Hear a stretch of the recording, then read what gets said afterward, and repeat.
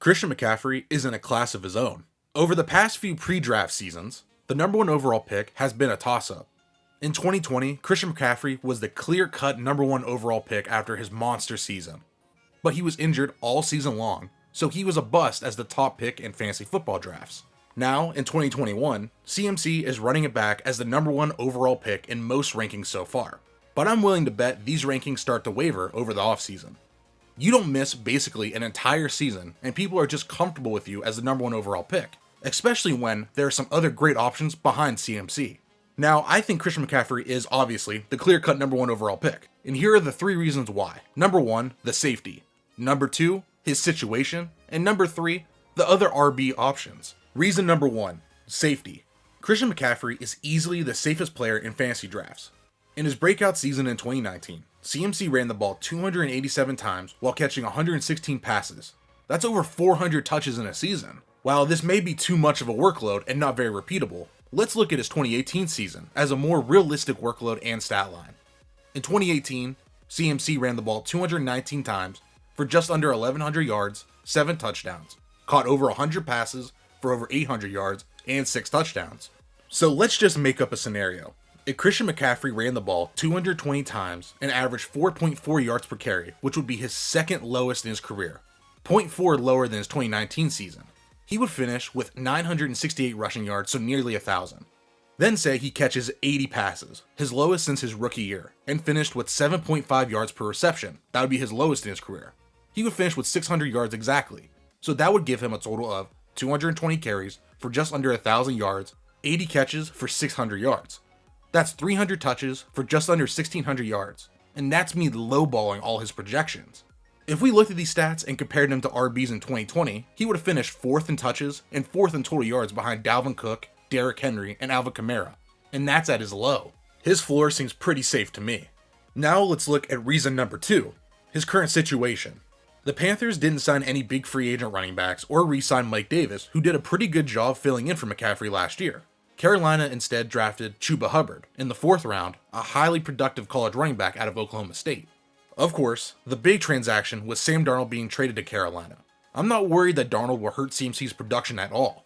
In 2019, Le'Veon Bell caught 66 passes playing with Darnold in New York. Plus, I saw McCaffery have an incredible season in 2019 with an injured Cam Newton, Kyle Allen, and a few rare Will Grier appearances.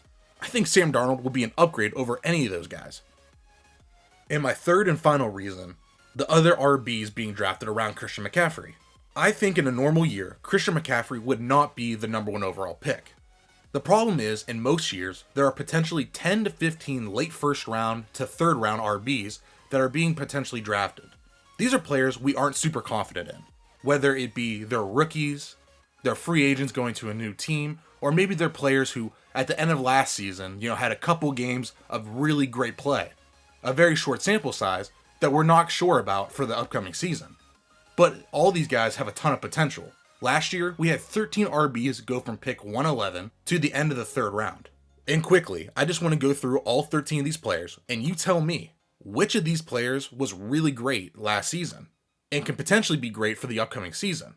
So at pick 111, we start off with Austin Eckler, was hurt. Miles Sanders was next, hurt. Joe Mixon, hurt. Kenyon Drake rushed for less than 1,000 yards and didn't catch a lot of passes. Nick Chubb was awesome, but was also hurt. Aaron Jones, great year, missed 2 games. James Conner, hurt. Chris Carson, hurt. David Johnson, hurt. Todd Gurley had a bad year, very touchdown dependent, and lost his starting job by the season's end. Jonathan Taylor, great running back, great season. Le'Veon Bell was hurt, traded, and sucked. And Leonard Fournette was traded and sucked.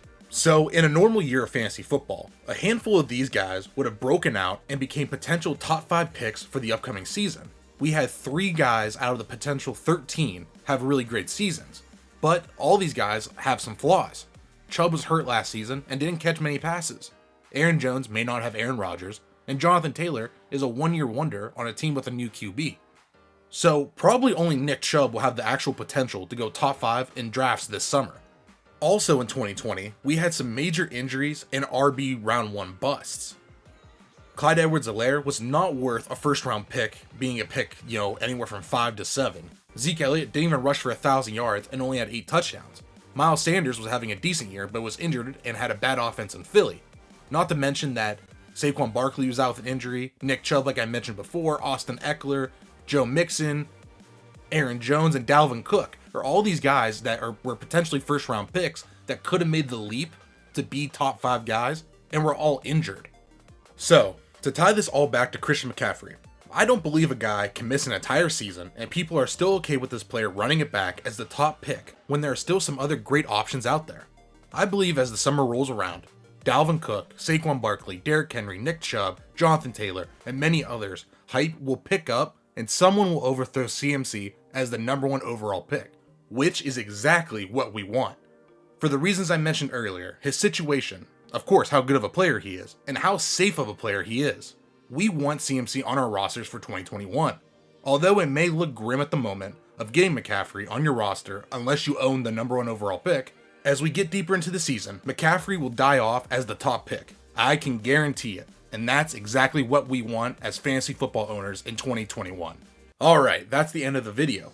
I want to thank you guys so much for watching, I really do appreciate it. If you want to see more fantasy football content, I recently posted a video on one of my favorite players for 2021, J.K. Dobbins.